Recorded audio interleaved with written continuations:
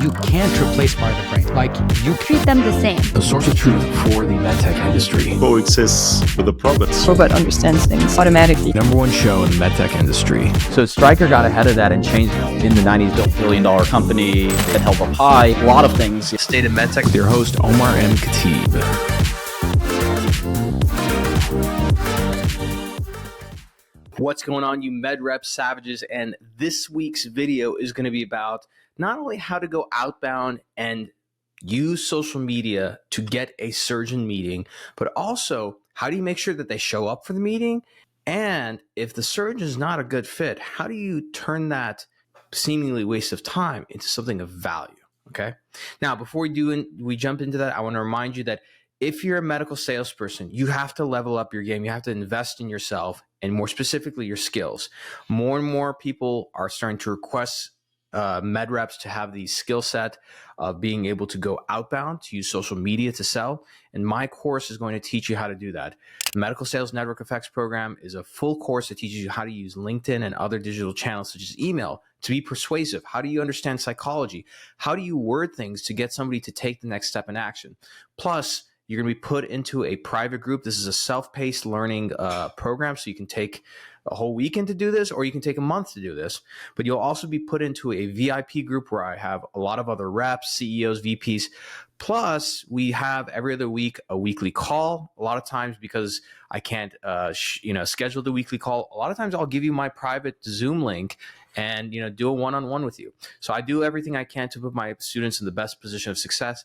And we're starting to recruit out of that program. So if you're interested to get into early stage startups, go through the program.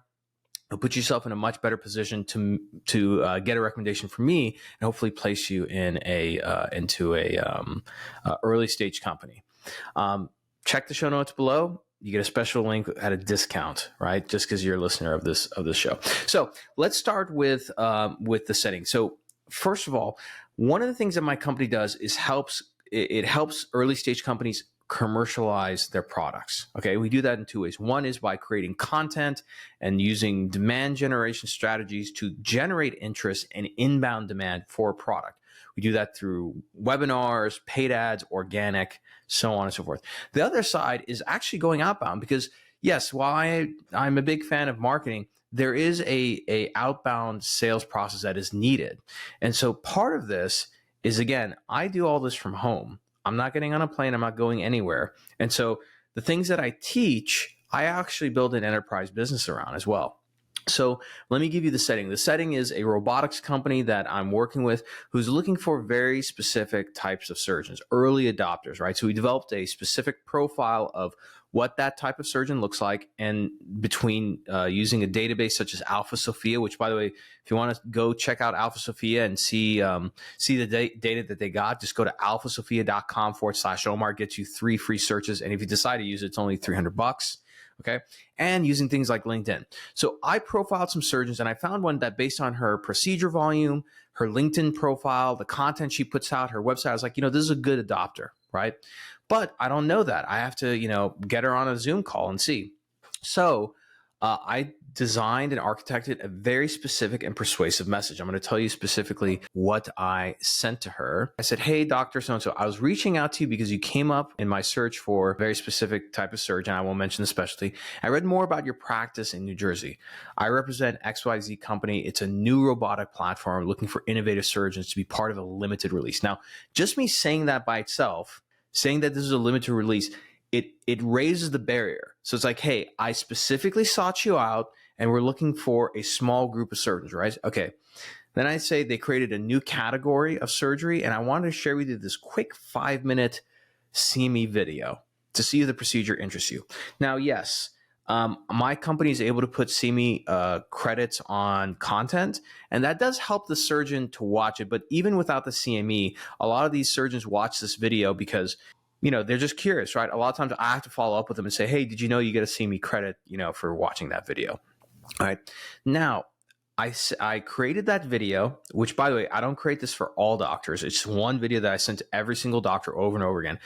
And I put it on YouTube as private. The reason why is that while certain platforms like Loom and Vidyard are great, sometimes some people are not used to those platforms and they don't know if they can trust that link. That's why I put it on YouTube, because everybody trusts a YouTube link, right? So I was like, put here, you can view it on YouTube. And I send that to her as a LinkedIn message. Okay, LinkedIn gives you a certain number of in-mail credits where you can send a message to somebody who you're not connected to. Now, I use another tool. You can use different tools like Octopus CRM and stuff to essentially grab her email. Okay, the email that I was able to pull, I actually used Alpha Sophia. Okay, so then I send her a second email, but to her personal email. The reason why that's valuable is because unlike the work email, the personal email is pretty much not getting hit up. And I actually found her work email and emailed her, right? And the thing she ended up replying back to me on was her personal email, right? Because I'm not competing with a bunch of other competitors, nurses, like when you think about your work email, you're getting message from everybody. Your personal email, very rare. Now, in the personal email, the thing I sent is you always want to make sure you call the person's name out, because if you're scrolling on an email, right, if you see your name, that usually gets you to stop, and especially if it's formalized. So in this case, I said, hey, Dr. So-and-so, dash, thoughts, 2 question marks. Why would I do that? Well, you want to generate curiosity when you send an email. And more importantly, people don't write emails, at least B2B sales emails, the way that you should write. The way you should write a B2B sales email is like you know the person. So you don't be formal, none of this nonsense, right? Your goal number 1 is to get them to open the email. The way that you get them to open the email is to make it curious and for them to say like, well, what is it? My thoughts on what? Like, that's why subject lines like, hey, Dr. So-and-so, did you see this? Hey, Dr. So-and-so, what are your thoughts on this? Right. So, but I like thoughts because it's really quick and to the point. Okay. And in there, I put the same message I used in LinkedIn. Now, she ended up replying back and say, yeah, this is super interesting. I'd love to learn more. Okay. So what do I do at that point? Okay. Do I send an email back and forth? Oh, what day works for you? Blah, blah, blah. No, that's some complete nonsense. And too many sales reps spend too much time doing this back and forth. Like these days work and everything. It's 2024, guys. Get a calendar link. If your company can't provide it, go set one up yourself, either through HubSpot or Calendly. There's so many of them. So for me, when I set up my calendar link, okay, I make sure to get 3 pieces of information. Okay. Number 1, their name, their email, and their mobile phone number.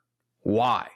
Because if if they're going to reach out, if they're going to book time with you, you want to get their mobile phone number in the event that something happens, right? Once they book the time with me, okay, I have 3 meeting reminders that go out. I have a meeting reminder that goes out the day before, an automated email meeting reminder that goes out 2 hours before, and then 1 5 minutes before. So that way there's no way they're going to miss that call, right? And again, on any of these calendar apps, you can set those reminders where it's just automated, right? Now, here's what happens. Earlier today, about 15 minutes before our call, I noticed that she canceled and rescheduled it to Monday. What would most sales reps do? Most sales reps will say, oh, she canceled. Okay, I'll just have to wait till Monday. Terrible idea. The reason why is because you need to start thinking anytime there's a delay in meeting, right? That's adding timeline. That's adding more days to your timeline. So now, that's what, Thursday, Friday, Monday, and the day she put time on was like Monday evening. So it's almost 4 days, 4 business days that get added to the deal, right? And we don't want that. Right? We want to get to the next step as quickly as possible. So I immediately texted her. I said, hey, Dr. So-and-so, I noticed that you rescheduled for Monday. No problem. I actually have time today and tomorrow, and I'm happy to move some things around, but I need to know what works for you. She texted back immediately. Okay, again, key is texting, not email. I texted back immediately. She's like, yeah, I just got busy with patients. I can do tonight at 6 p.m. Great. I'll go ahead and reschedule that, and I'll see you tonight. So I saved the deal that way. And too many of you get too comfortable where you allow the buyer to meet with you and buy on their timeline. This is how you don't close deals. You cannot allow the buyer to move things on their timeline. As much as you possibly can without upsetting the buyer, you have to move the timeline yourself. Okay. So now she gets on the call. And the conclusion of the call was that she's actually not a fit for this technology. Okay. And this is the important thing. As a seller, you have to quickly recognize, is this a yes or no? All right. And if you have to try and convince this person otherwise, you are wasting your time. Remember, when it comes to behavior change, it's very difficult to do it by yourself. And so this person, based on her practice and like the answer she gave, she was not a good fit. Okay. Now that doesn't mean that I just scrap that call, at the end. What I do is I just, from the very beginning, the first 2 minutes of the call, I knew right away. I'm like, this is not the right surgeon. It's not going to work, but I'm on the call anyway. So what do I do on the call? I want to do two things. Number one is I want to practice my sales presentation. I want to get information. So intel and education, number one.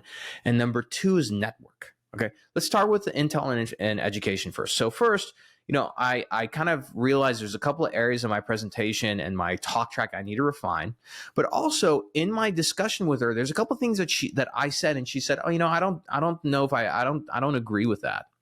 So when she told me that, I stopped and I didn't debate her or anything. I just said very open, I'm like, "Really?" I'm like, "Can you please educate me? I would really like to understand."